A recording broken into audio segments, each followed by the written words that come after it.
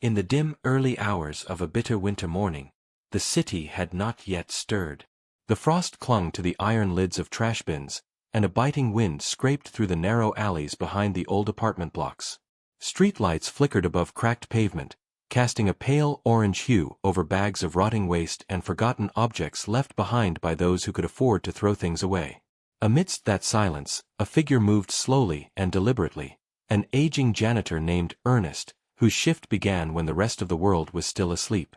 With shoulders bent beneath the weight of decades of labor and sorrow, he pushed his dented trash cart with worn gloves, scarf wrapped tight around his neck, and a thermos of lukewarm coffee rattling in the cart's holder. He had no family waiting at home, no warmth beyond what his thinning coat provided, and no company but the silence of his tasks. That morning felt different, not in the sky, which remained the same slate gray as every other, but in the quiet that blanketed the alleyway between the grocery store and the school fence. It wasn't just silence. It was an absence, as if the world was holding its breath. When Ernest reached the last corner near the overflowing dumpster behind the bakery, he stopped not because of sound, but because of stillness. Something was there. Between piles of blackened garbage bags and broken crates, he saw a movement. A slight twitch. A form that at first looked like more waste, formatted with filth, ribs protruding, a body curled tightly as if trying to disappear into itself. It was a dog. A sick, dying dog. And no one else had noticed. Ernest froze, heart thudding. He'd seen strays before, many too weak to bark or flee. But this was different. The dog was lying directly in a pool of spilled grease and ash, breathing with a faint rasp, limbs trembling, and its eyes barely open. A rusted collar hung loosely around its neck, as if it had belonged to someone once but had since been forgotten like everything else in that alley. Something about the animal pierced straight through Ernest's chest. Without thinking, he stepped forward, knelt down on the freezing concrete, and reached out slowly. The dog didn't flinch. It didn't even move. Just blinked, once, and let out a low, dry wheeze. The janitor looked around, but of course there was no one. Who would leave something alive in this state? Who could? He removed his scarf and carefully placed it beneath the dog's head to shield it from the cold ground. He knew he couldn't leave it there. Even if it had only minutes left, it didn't deserve to die surrounded by filth. Gently, he slid his arms underneath the fragile body. It barely weighed more than a bag of flour. Bones pressed through the skin. He could feel every labored breath against his chest. And then he noticed it. The collar wasn't just old leather. It had something on it. A small metal plate. It was caked in grime, but something was carved into it. Ernest wiped it clean with his glove, but before reading it, he turned his full attention to saving the dog. He hurried back through the alley, arms cradling the animal like a child, ignoring the pain in his knees and the frost stinging his face. He passed the fence, the back lot of the school, and reached the basement entrance of the janitor's storage room beneath the building where he worked. It wasn't a home, not really, but it was dry, and there was an old radiator in the corner that sometimes gave off enough heat to be bearable. He cleared a spot on the floor, laid down a blanket he used for breaks, and gently placed the dog on top. He poured warm water into a shallow bowl and set it near the dog's nose. But the animal didn't move, only breathed. It was then, as Ernest sat beside him, catching his own breath, that he finally remembered the collar. The metal plate. He picked it up again, brushing the last of the crusted filth away, and held it near the light bulb that dangled from the ceiling. The engraving was small, scratched, but legible. His eyes squinted, lips moving as he tried to read the faded letters. And then everything stopped. His chest tightened. His mouth fell open. The words struck him with such force that he almost dropped the collar. His knees gave way, and he sank to the ground. Because what was written there was his own name. The shock of reading his own name etched onto the corroded collar sent a jolt through Ernest's weary body that no winter chill ever could.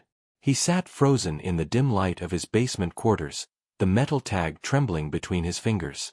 His breathing became shallow, as if the air itself had thickened around him, impossible to pull in.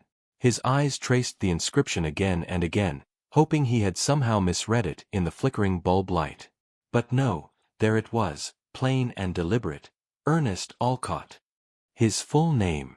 Not just a common name like John or Paul. No coincidence. No mistake. Someone had put his name on this animal's collar, and then that animal had been left for dead in the very alley he cleaned every day. For a long time, he said nothing. His gaze remained fixed on the small creature curled under his threadbare blanket. The dog had not stirred since he brought it in, yet its shallow breath kept pulsing, as if tethered to the faintest thread of life. Ernest stared at the sickly shape, formatted with ash and oil, patches of skin raw and inflamed, eyes hidden beneath swollen lids, and 1,000 questions raced through his mind. Who had done this? Who knew him well enough to put his name there, and why? The dog had come from somewhere, from someone, and had carried a message only he could read. Memories began to flood his mind, uninvited. Moments from long ago, fragments of a past he had buried deep beneath years of silence. The face of a woman he hadn't seen in decades. The cry of a newborn in a hospital hallway. The thump of a door closing behind him the day he left everything behind. He clenched the collar in his hand so tightly the edge dug into his skin, but he didn't feel the pain. All he could see was that name, his name, glinting on the tag like some ghost from another life calling him back. He forced himself to rise and move to the corner where he kept an old medical kit. His hands worked quickly, unwrapping gauze, preparing warm water, fetching a tin of sardines, the only food he had on hand. The dog didn't react as he gently cleaned its paws, careful not to press on the open wounds. He checked the creature's ears, its spine, whispered to it without knowing why. Something in him had shifted. This wasn't just a rescue. It was something deeper. Something spiritual, almost.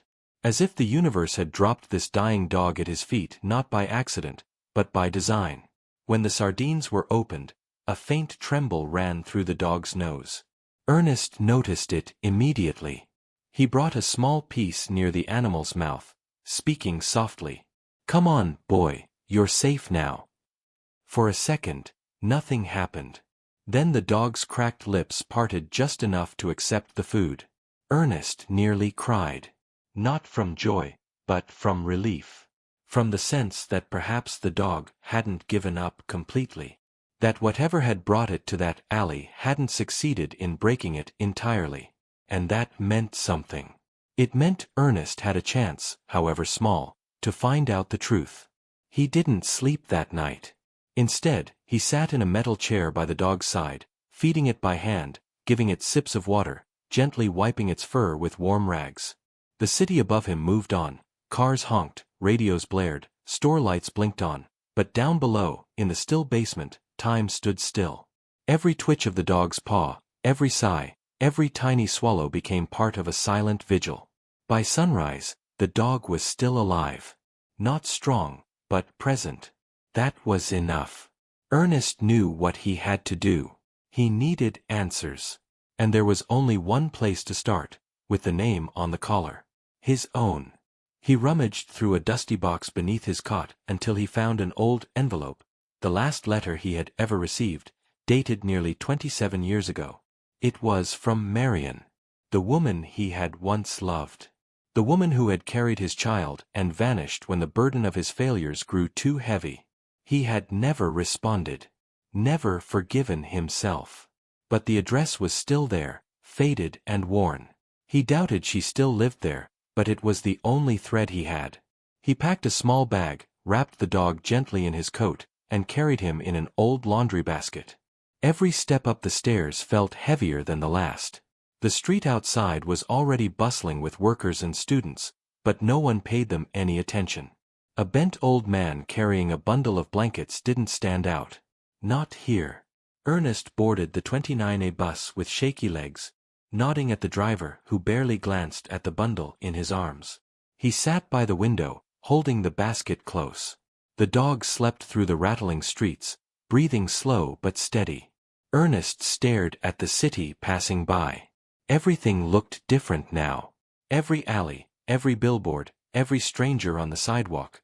He saw it all through the lens of the collar, the message, the mystery that had appended his solitude. The bus ride took nearly an hour. When he finally stepped off in front of the old neighborhood, he barely recognized it. Trees had grown tall where none had stood before. The paint on houses had faded.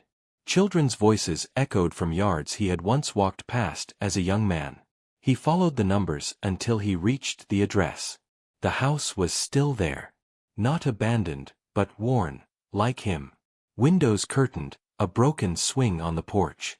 He hesitated at the gate, heart pounding, and then the dog stirred. Its paw reached slightly outward, brushing against the blanket. Ernest looked down, and saw something beneath the paw. A small piece of folded paper. He hadn't seen it before. Slowly, he lifted the paw and retrieved the note. His hands trembled as he opened it. The handwriting was uneven, rushed, but unmistakable. Ernest stood still for a long time in front of the faded house, the note trembling in his fingers as if it carried the weight of every year he had lost. The fragile ink lines, barely legible on the soft paper, seemed to breathe life into memories he had tried to bury beneath decades of regret and routine. Marion's name, handwritten and familiar even after all this time, had pierced through the armor he had built around his heart. He looked down at the dog again, its body curled quietly inside the old laundry basket, the same soft rise and fall of its chest reminding him that it was still fighting, still hanging on to something beyond pain or exhaustion. Lucky. That was his name. Not just a label on a collar, but a name given with intention, one tied to hope, to a story he hadn't yet understood. The note had changed everything. It was no longer about a coincidence or a strange message. It was about something much deeper, something deliberate. With unsteady steps, Ernest crossed the rusted gate and climbed the creaking porch, the wooden boards under his feet groaning softly like echoes of a past life. The windows were dusty, the curtains drawn, the silence pressing in around him like a secret waiting to be told. He didn't knock at first. He simply stood there, unsure if he had the right to open old wounds, unsure if the woman who had written those words would even want to see him. But the dog shifted again, and something inside him pushed him forward, not courage, exactly, but the slow momentum of a man who had nothing left to lose. He lifted his hand and knocked softly. No one came to the door. The only sound was the rustling of a distant tree and the occasional bark from somewhere far down the street. After a few moments, he tried the door handle, and to his surprise, it turned. The door opened with a hesitant groan, revealing a dimly lit hallway, walls lined with faded photographs, furniture covered in cloth as though the house itself had been holding its breath for years. He stepped inside carefully, the dog still in his arms, his eyes scanning the hallway for any sign of life. The air smelled of lavender and old paper, a scent he hadn't realized he remembered until it hit him with brutal force. He walked slowly through the rooms, each one a time capsule from a life paused too soon. In the living room, an old armchair faced a fireplace long gone cold.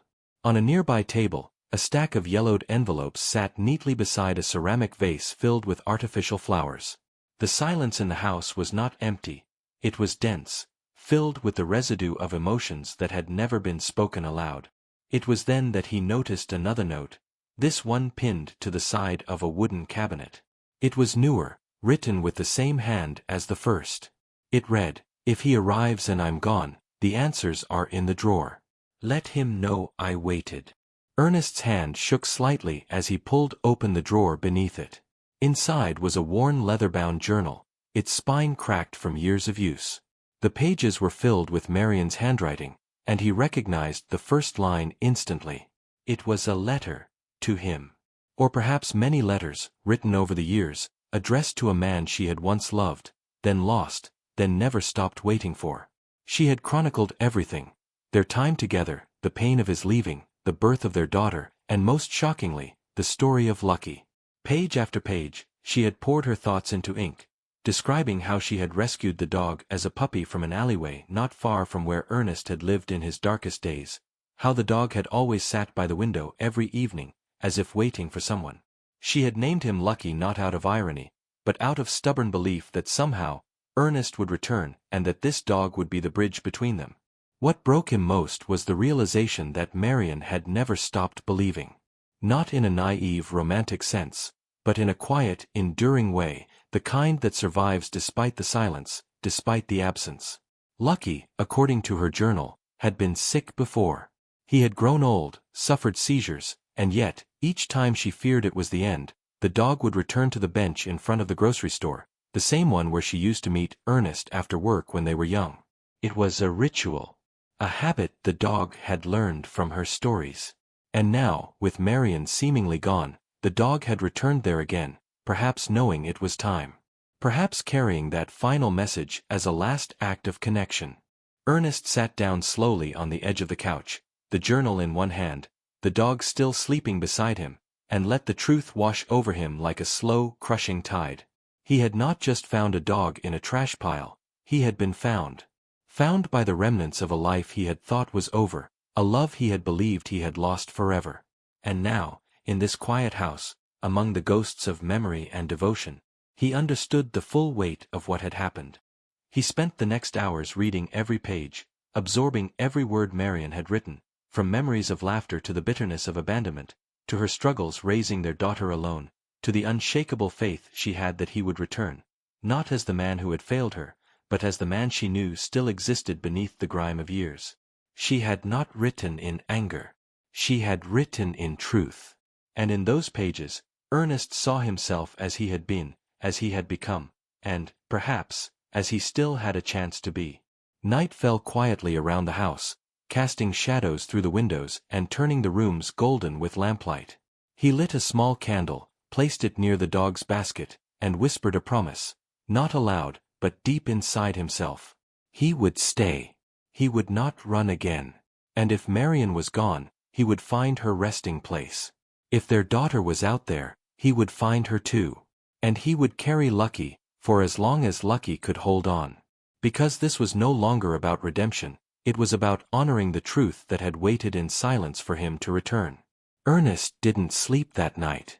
He remained seated in Marion's living room, the old house embracing him with a silence that no longer felt empty. The candle flickered beside the dog's basket, casting soft light on Lucky's frail body, now covered with a blanket he'd found folded neatly in the hall closet. The journal still rested on the table beside him, opened to the final entries. The ink had begun to fade near the last few pages, and he could tell the words had become shakier, the lines less steady. Marion must have known her time was nearing an end, yet even then she chose to write, to speak to him through words she never had the chance to say aloud. That kind of devotion broke something open in him, something rusted shut for years. As dawn began to peek through the curtains, Ernest rose with aching joints and went to the kitchen. The faucet groaned, but water came through, and he cleaned his hands before preparing a small bowl of oatmeal, soft enough for Lucky to attempt. He placed it beside the basket and sat again, watching silently. The dog sniffed the food but didn't eat, only shifting slightly in response.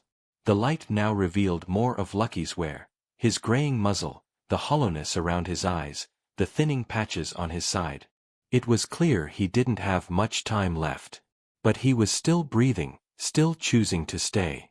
Later that morning, Ernest found a box under the bed in what must have been Marion's room. It was filled with photographs, many of which showed a little girl growing up over the years, first held in Marion's arms, then on a swing set, then in a graduation gown. On the back of one picture, Marion had written, "Her name is Emily. She is your daughter. I never stopped telling her who you were." That single line undid Ernest again. He stared at the image for what felt like hours. The girl had his jawline, his dark hair, Marion's eyes. There was no mistaking it. And now she was somewhere in the world, grown, unaware that her father had returned, carrying a dying dog and a soul burdened with the weight of too much silence. He found a small address book tucked in the drawer of the nightstand. Most of the pages were blank, but there, scrawled in careful cursive, was a name and phone number. Emily R. Halloway. No city listed, but the number had a local area code. His hands trembled as he reached for the old landline phone, dust-covered but still connected. He stared at the number for a long time before slowly dialing. Each tone felt final, like crossing a threshold he couldn't undo. The phone rang once, twice, then voicemail. He didn't leave a message. He didn't yet know what to say.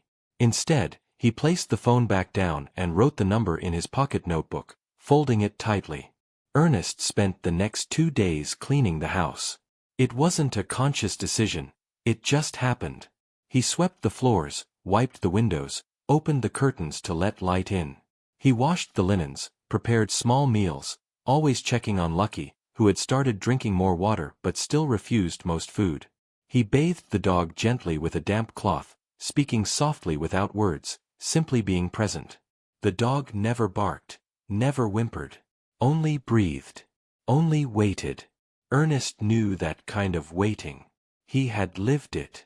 On the 3rd day, while organizing the back room, he found something that nearly stopped his breath. Inside an old chest was a sealed envelope marked, "For Emily, if he comes." He sat down, turning the envelope in his hands. It wasn't meant for him, not directly. But the fact that it existed, that Marion had prepared for this moment, was enough to confirm what he had started to believe. This wasn't a coincidence. Lucky wasn't a random dog abandoned in the trash. He had been sent. Somehow, against all odds, Marion had orchestrated one last chance to reconnect them, knowing she might never live to see it happen. That night, Ernest finally gathered the courage to call again. This time, on the 3rd ring, a young woman answered. Her voice was cautious but kind. He froze for a moment, unable to form words, and then simply said, "I think I found something that belongs to you." She asked who he was. He replied, "A janitor. Or I was. But mostly, someone who owes you a story." There was a pause, long and unsure. Then she said she would come by the next afternoon. Ernest gave her the address and sat by the window for hours after the call ended, heart pounding not from fear, but from the slow, terrifying pulse of hope. When the next day arrived, it brought with it a stillness that felt sacred. Ernest had dressed in his cleanest clothes, still old but tidy. He combed his hair, washed his face, and prepared a small table near the window with the journal, the letter, and a photograph. Lucky lay in his basket near the open window, the soft breeze brushing against his ears. It was as if the dog sensed what was coming. Emily arrived just past noon. Ernest saw her from the window, slim, tall, her hair pulled back. She hesitated at the gate, then stepped inside slowly. When she entered the house, her eyes locked first on Lucky, then on the photograph, and finally on Ernest. Neither spoke for several seconds. Then she said, almost in disbelief, "That's the dog. From the pictures." Ernest nodded, unable to speak. He handed her the letter.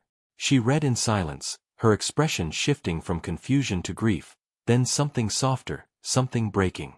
As she sat down beside Lucky, the old dog lifted his head weakly and licked her fingers once, then let out a small sigh and rested again. She looked at Ernest, tears in her eyes, and asked, "Who are you?" He didn't answer right away. Instead, he handed her the journal. As she began to read Marion's words, the silence filled with everything they couldn't yet say. It would take time, days, maybe months, but something had begun.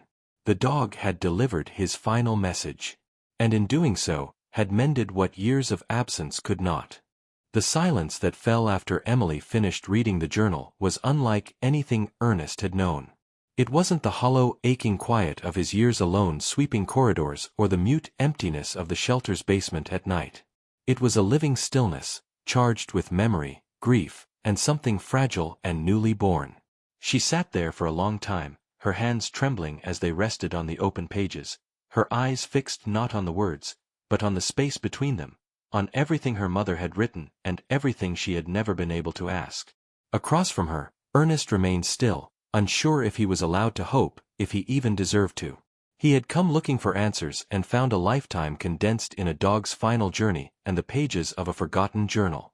Lucky lay curled beside them, his breathing shallow but calm, his tail occasionally thumping in slow, gentle acknowledgement of the voices around him.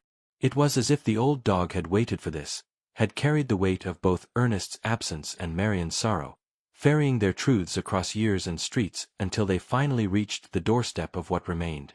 The reunion wasn't perfect, There were no embraces, no sudden declarations, but there was presence, and for Ernest, who had once vanished into silence, that was everything. Emily stayed the night in the house, choosing to sleep on the old sofa near Lucky, while Ernest laid a blanket on the floor beside him. Neither spoke much. There was no need.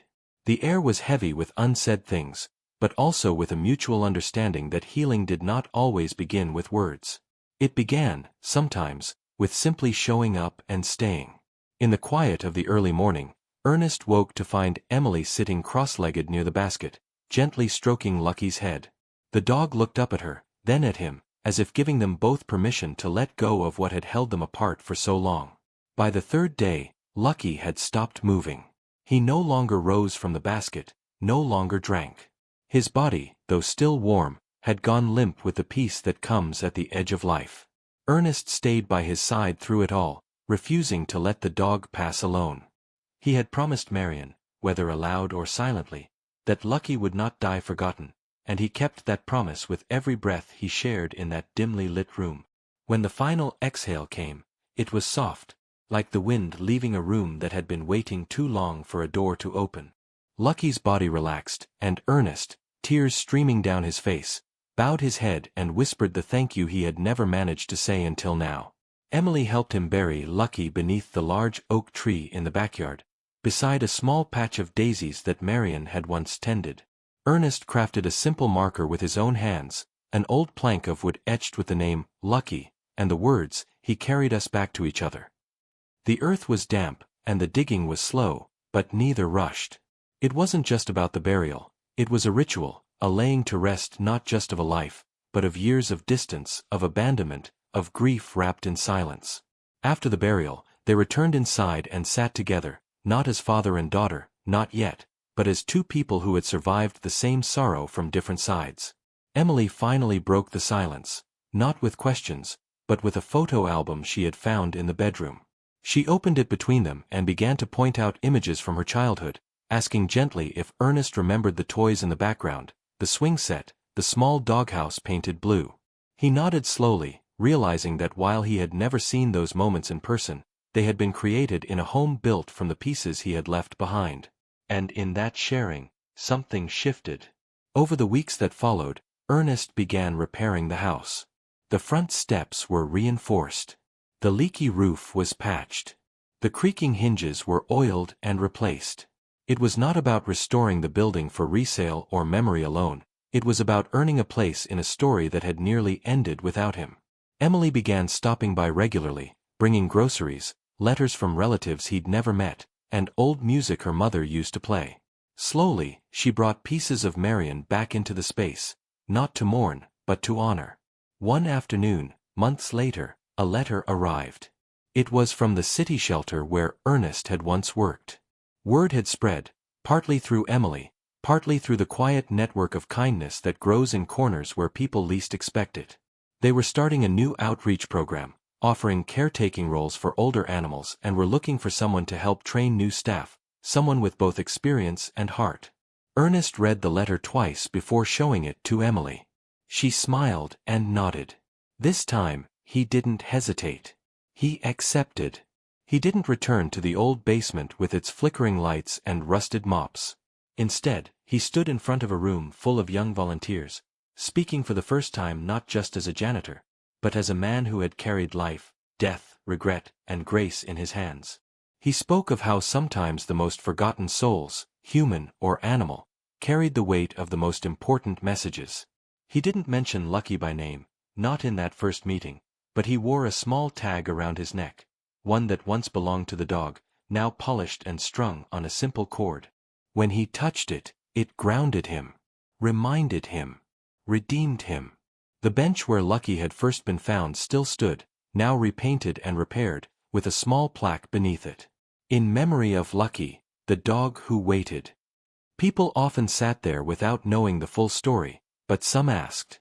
And those who did always left with softened expressions and slower steps, as if reminded of something essential. Ernest never again passed a stray dog without stopping. Never again crossed the street to avoid sorrow or waste. Because he knew now, in his bones, that sometimes the truth didn't come from men in suits or loud declarations. Sometimes it came quietly, carried in a color, waiting beneath fur and silence, begging to be seen before it was too late.